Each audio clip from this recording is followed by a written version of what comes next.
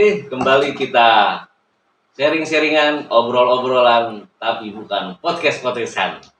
Ya, hari ini kita coba membahas terkait mungkin dari rekan-rekan sekalian ingin menjadi marketing properti. Ya, di sini kita sama-sama sharing, bukan begitu? Siap, ya, kita sama-sama sharing karena berbagi ilmu itu mudah-mudahan bisa menambah rezeki kita. Amin, Ya. pasti. Di sini ada rekan kita, Mr. Muhammad Hafiz. Mudah-mudahan informasi-informasi yang kita sharing ini bisa bermanfaat buat rekan-rekan sekalian. Saudara Hafiz ini baru menjadi marketing. Baru berapa bulan aja jadi baru marketing jadi ya. Calo internasional. Calo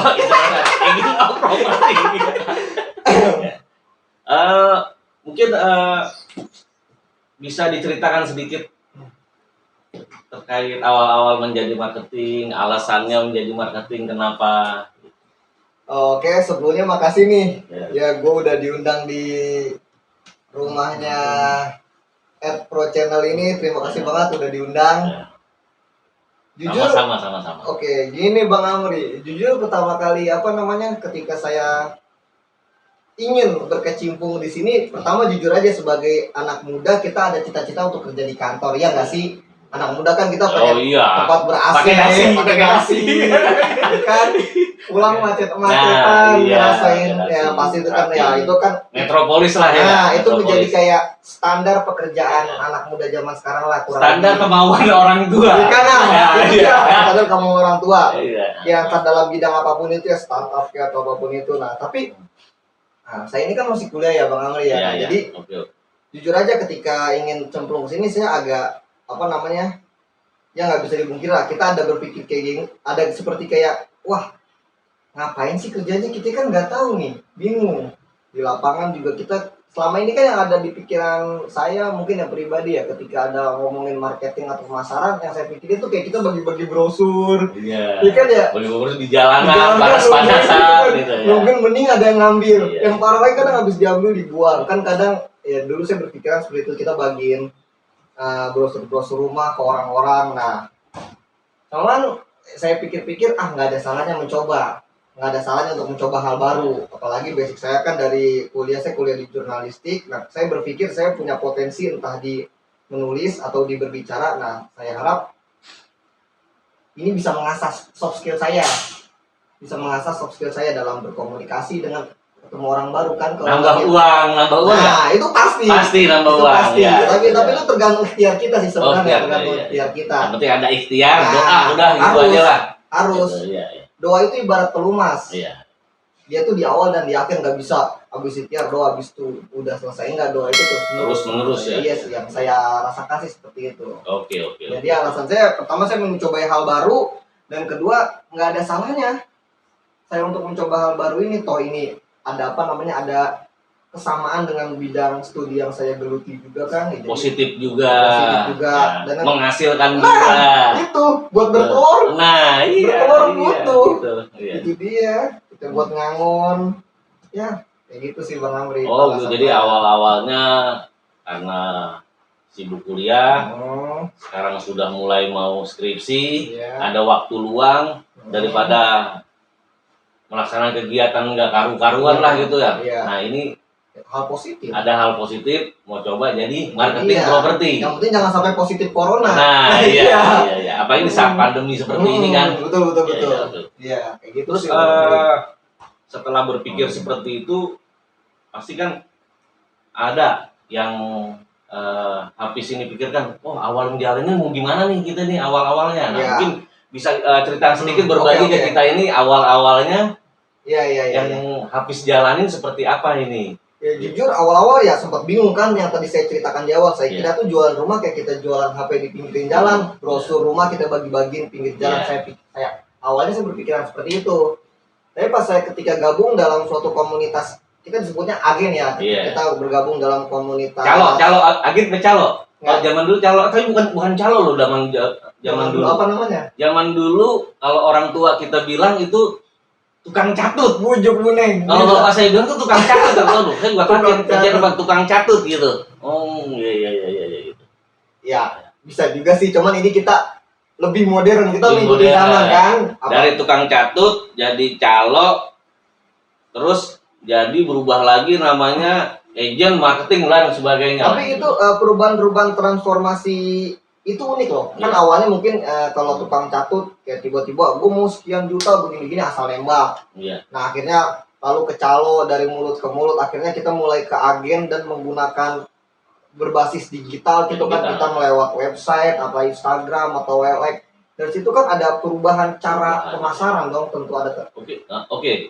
Sekarang yang awal Hafiz lakukan itu seperti apa awalnya? Ya, Buat marketingnya ataupun buat mencari listingannya, coba diceritakan singkat aja. ya mau nggak mau pertama kali ketika kita ingin bergabung menjadi seorang marketing ya kita harus punya teman marketing dulu, kita harus gabung ke komunitas Jadi minimal. masuk ke komunitas. Nah, komunitas yang memang itu orang-orang yang mereka bergerak di bidang pemasaran marketing Iya. untuk mendapatkan listing rumah itu yang dia. akan dijual. Mau jual apaan kan? Oke. Nah itu dia. Nah setelah udah gabung ke komunitas, terus dapat listingan rumah yang akan dijual, apa lagi yang dilakukan? Nah pertama kali kalau pribadi saya harus Ngerokok dulu sambil ngerokok, santai ya. Boleh minum dulu ya? Ya boleh. Ya pertama kali saya sih yang sebelum saya iklankan saya harus tahu produknya dulu, Bang Amri. Misalnya contoh, wah nih ada listingan di jalan ini, saya coba survei rumahnya dulu. Oh, jadi survei rumahnya dulu. Jadi ketika ada orang nanya, Mas rumahnya nih kayak gimana, bentuknya apa, luas tanah berapa, luas bangunan berapa, kamar tidur berapa, kamar mandi berapa, jadi saya bisa jawab. Oke. Ya kan? Jadi setelah gabung komunitas, Saya kita tahu dapat lokasi pasti, listingan, kita langsung survei lokasi, rumahnya. ceknya. Nah, Terus selanjutnya? soalnya, nah di sini emang kan mungkin tiap agen atau tiap komunitas punya masing-masing cara ya. Nah kebetulan saya ini dikenalkan untuk daftar di rumah.com. Rumah.com ini kayak salah satu situs pemasaran rumah gitu ya, cukup oke sih. Ya sebenarnya sih banyak kayak Rumah 123, Lamudi, OLX, Instagram, YouTube, apapun itu bisa dijadikan media. Instagram ya.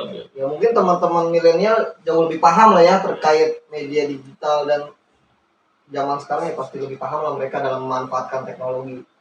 Gitu. Jadi mulai ditawarkan di internet di marketing digitalnya ditawarkan. Setelah ditawarkan mulai ada respon. Nah, awal-awal saya juga jujur aja, ketika misalnya pas saya yang iklan ini, baru ada yang nanya, Mas ini rumah di mana? Seneng banget, asli, baru nanya gitu. Asli seneng banget ya? Iya kan? Padahal belum beli. Baru nanya doang. Jangan kan beli topping juga belum. Tiba-tiba ada yang nanya kan suka ada banyak tuh. Hai Hafiz, rumah ini ada nggak? Saya langsung jawab kan tuh. Wih, asik nih. Saya langsung jawab dengan saya coba sesopan mungkin. Iya Bu, atau enggak Pak? Ya saya dengan Muhammad Hafiz, maaf silakan ini tersedia, maaf dengan siapa sebelumnya, baru saya bangun komunikasi. Dia nanya unitnya yang mana, oh ini inden Pak, atau mungkin kalau rumahnya ready saya bilang ready. Kayak gitu sih Pak, saya senang banget awal-awal kalau buat ada, jangankan goal ya, jangankan kita berbicara goal ya, jangan closing gitu ya, belum closing udah seneng ya, belum berpikiran ke arah situ dulu ya. Kita ada yang nanya aja deh, ada yang ngechatnya udah seneng sekali. Iya, berarti kan secara nggak langsung iklan kita ada yang nyangkau kan, ada yang respon, iya nggak sia-sia. Nah setelah ada yang respon itu baru ketemuan atau gimana?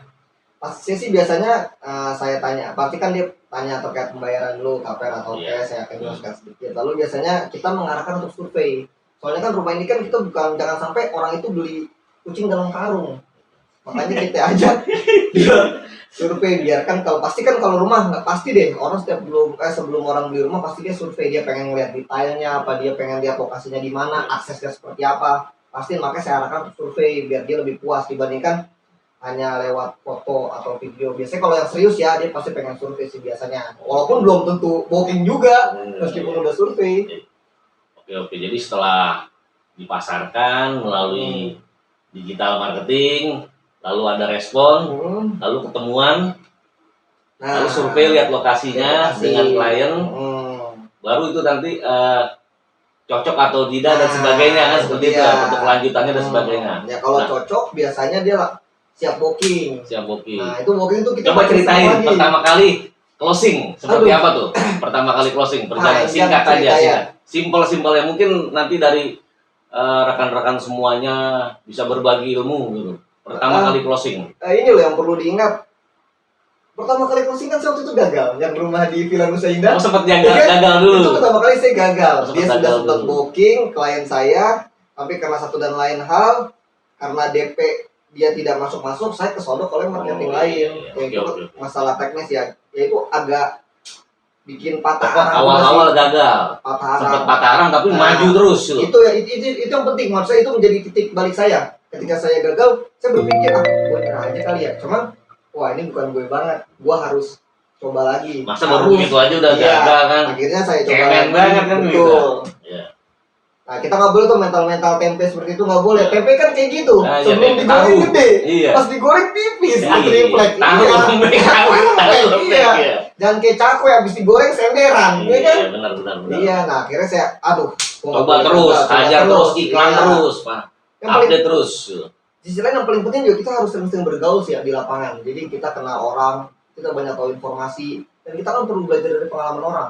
Gimana sih caranya ngobrol sama klien biar dia cara persuasif, biar mengajak gitu agar dia tertarik dengan produk kita, tertarik dengan unit yang kita jual kayak gitu sih. Nah, pertama kali saya goal itu saya closing di rumah yang Depok, yang di Depok itu loh. Oh, Depok. DTC. Bos Firman. Oh ya, oke. Ya, di situ saya ngelakuin cash keras. Harga berapa closing lagi tuh? Waktu saya harga 700 juta 2 lantai. 700 juta 2,5%-nya. Oh, jangan hitung sekarang, malu. Besar dong ya. Malu ya. Hitung sendiri aja.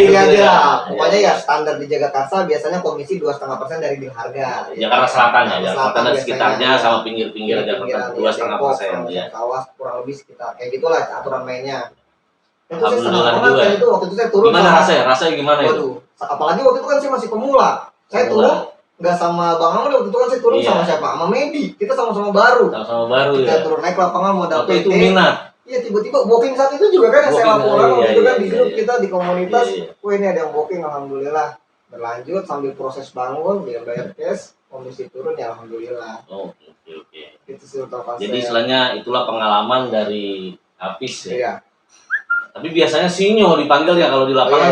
Sinyo. Itu panggilan di lapangan. Di lapangan Sinyo. Iya. Jadi pengalaman closing ya istilahnya kegiatan positif yang bisa menghasilkan, dan daripada kita melakukan kegiatan tidak menghasilkan kan seperti itu ya. Jadi soalnya seumuran kita ini kan, seumuran saya ini kan bisa dibilang riskan. Energi kita lagi meledak-ledak. Kalau misalnya disalurkan ke hal negatif, meledak-ledak juga nih. Gairah lagi tinggi, gairah. Kan? Tapi bukan gairah malam kan, bukan? Sama aja hajat itu sedang bahaya-bahayanya. Kalau kita disalurkan ke hal positif, ya apapun itu ya, entah kita pengen les atau kita pengen coba jualan online atau apapun itu, saya rasa sih kita perlu untuk menyalurkan energi-energi yang sedang meledak-ledak ini. Ya salah satunya mungkin saya mencoba berkecimpung di dunia marketing rumah gitu kan.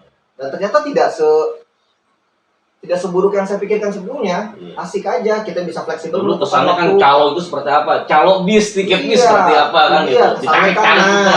Calo SIM biasanya ditarik-tarik kita kan seperti itu. Kita kasar. Padahal kita kan mainnya nggak kasar. Membantu. Membantu kita membantu. Tujuan kita membantu. Ya jadi di sini bisa saya tarik kesimpulan aja gitu bro ya. Dari kita tarik kesimpulan di sini.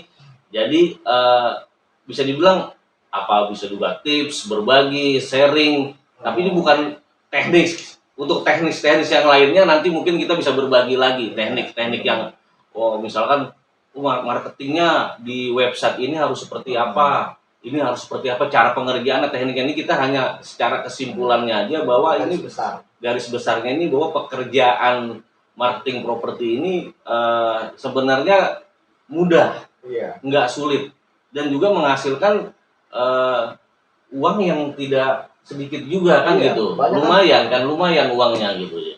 Jadi bisa saya juga tarik kesimpulan di sini dari pengalaman brother Hafiz. Pertama, kita kalau mau bergelut di bidang properti, kita harus gabung ke komunitas properti agar kita dapat dapat listingan rumah dan sebagainya, kita tahu lapangan dan sebagainya, pengalaman teman-teman yang lain, kita tahu lokasinya, lokasi rumahnya. Setelah itu baru kita lakukan pemasaran iklan, baik itu tadi apa rumah.com, OLX, 123 dan sebagainya, banyak sekali situs-situs untuk memasarkan properti. Setelah itu ada respon dari klien. Jadi respon dari klien, ketemuan, survei, deal or no deal kan seperti itu. Itu ya kan kalau mulus ya.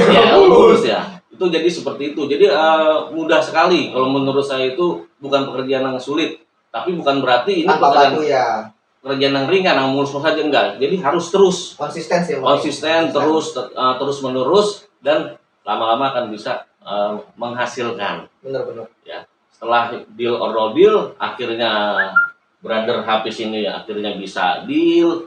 Walaupun awalnya sempat ada klien juga sudah deal, tapi pas berjalan prosesnya karena suatu hal gagal. Tapi ini yang kita bisa petik, jas merahnya. Itu. Jadi terus menerus. Jas merah. Ya. Jas hujan. Jadi terus menerus ya, menerus. Jangan patah semangat, hajar terus, sikat terus. Nanti insya Allah kita campur doa sebagai pelumas, akhirnya bisa deal juga. Oke, mungkin itu aja dari kami berdua. Saya ucapkan terima kasih atas pengalamannya. Terima kasih undangannya Bang. Terima kasih sama-sama untuk kalian. Nanti untuk sesi selanjutnya kita akan membahas lebih mendetail, lebih dalam seperti apa cara kita teknisnya menjalankan one by one di situs-situs yang ada. Oke, terima kasih dari kami Akpro Channel. Assalamualaikum warahmatullahi wabarakatuh.